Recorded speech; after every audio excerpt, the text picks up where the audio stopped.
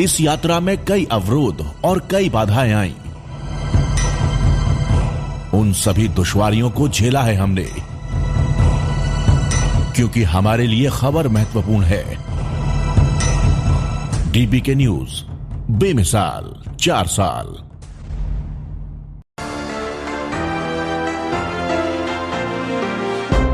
नमस्कार, गांव शहर बुलेटिन में आपका स्वागत है। मैं आपके साथ आरवी।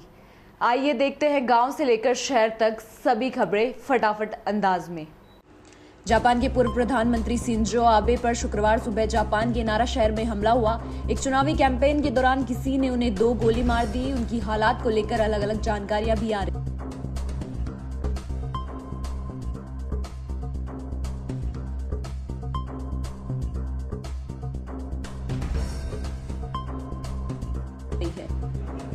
आबे पर फायरिंग उस वक्त की गई जब वो चुनाव सभा को संबोधित कर रहे थे। इस दौरान फायरिंग की आवाज हुई और आबे अचानक गिर पड़े।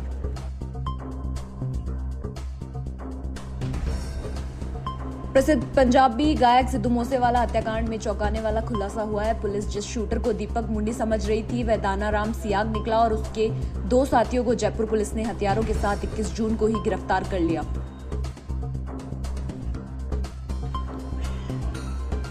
रोहित गोदारा गैंग का सदस्य है। उसके बाद जयपुर और बीकानेर पुलिस ने आरोपियों से पूछताछ कर उन्हें जेल भेज दिया। इसी बीच दिल्ली पुलिस ने अन्य आरोपियों प्रियवन और फौजी और अंकित सारस को भी गिरफ्तार किया। जानकारी के मुताबिक दिल्ली पुलिस को प्रियवत फौजी से एक वीडियो भी मिला।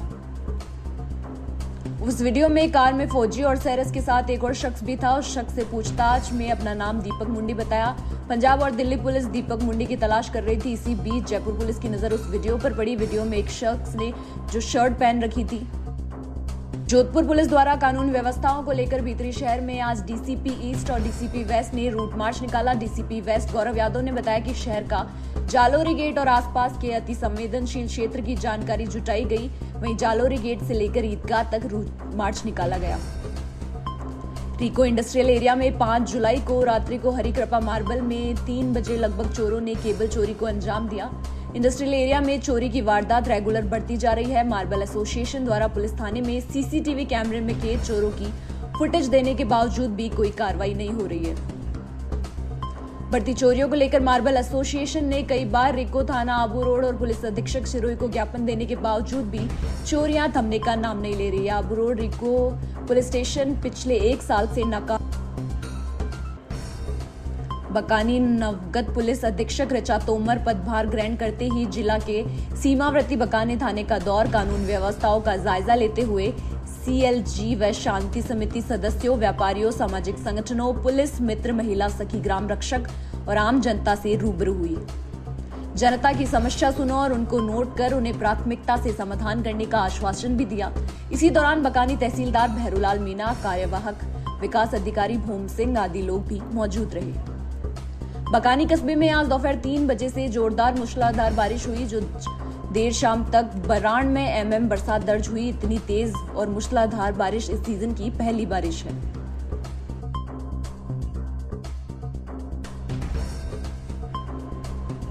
चारों ओर बरसात का पानी फैल गया और तहसील का कार्यालय टापू के रूप में तब्दील हो गया है। तेज बारिश के चलते वहीं से फंस गए लोग और वहां से जाना भी मुश्किल हो रहा है। तहसील के मुख्य सड़क तक जाने का रास्ता पूरी तरह से पानी में डूब गया।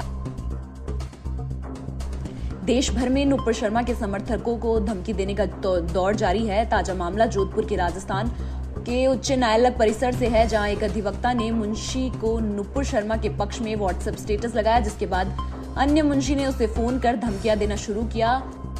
व्हाट्सएप पर काट डालने की धमकी दी। दरअसल राजस्थान हाईकोर्ट में अधिवक्ता के मुंशी से महेंद्र राजपुरोहित ने गत 6 जून को अपना व्हाट्सएप स्टेटस पर आई सपोर्ट नुपुर शर्मा का स्टेटस लगाया, जिसके बाद अन्य अधिवक्ता के पास काम करने वाले मुंशी सोहेल ने उसे फोन कर धमकियां दी। जब उसने उसका फोन उठाना बंद कर दिया तो व्हाट्सएप पे उससे घर का रास्ता भुला देने और काट डालने जैसी धमकियां दी। इसके बाद अधिवक्ता एसोसिएशन और मुंशी एसोसिएशन ने इन दोनों की समझाइश की, लेकिन उसके बाद भी सोहेल धमकी देता नहीं रुका। नागौर के मकराना में नगर परिषद की उदासीनता के चलते शहर में जगह जगह गंदगी का आलम देखने को मिल रहा है। जानकारी के अनुसार शहर के ईमान चौक स्थित मुख्य मंडी बाजार सहित कई इलाकों में समय समय पर साफ सफाई न होने के चलते आए दिन कचरे के ढेर लगे रहते हैं।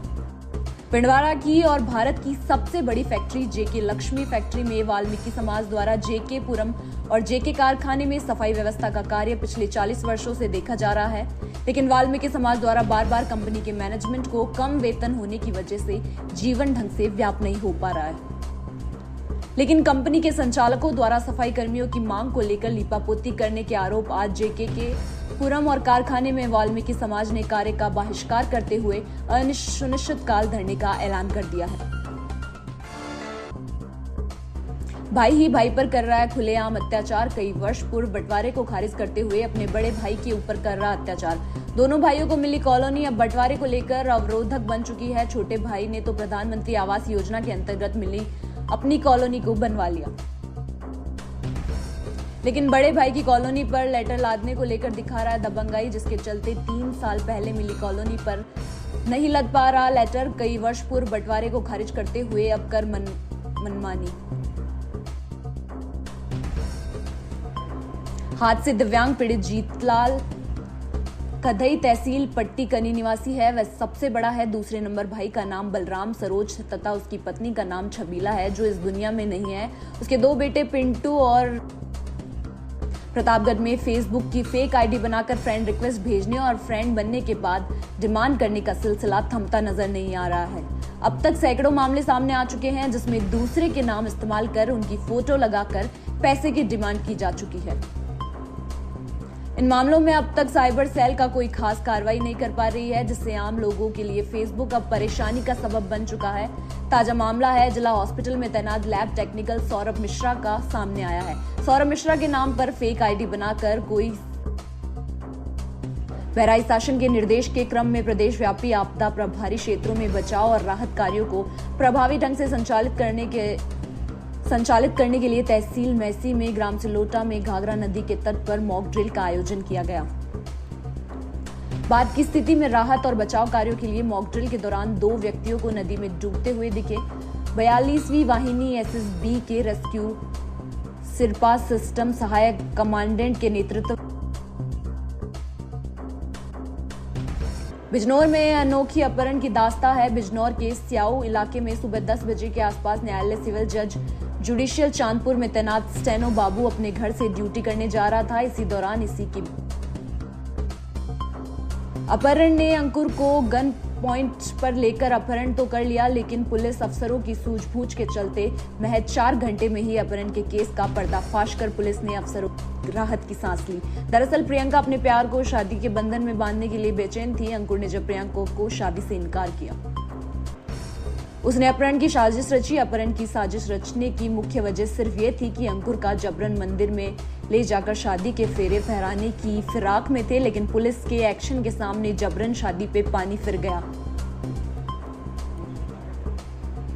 अपहरणकर्ताओं ने चुगल से छूटकर आए अंकुर को बताया कि जब जबरन मंदिर में शादी कराने की फिराक में थी, शादी न करने पर जान से मारने की धमकी दे रहे थे। प्रियंका हर कीमत पर अंकुर से शादी करना चाहती थी। प्रियंका शादी का सुर्ख जोड़ा लेकर भी साथ आई थी।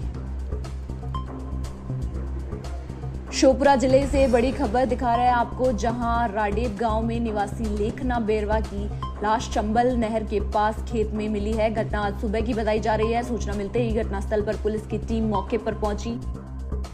फिलहाल इस बुलेटिन में इतना ही। देखते रहिए DPK न्यूज। नमस्कार।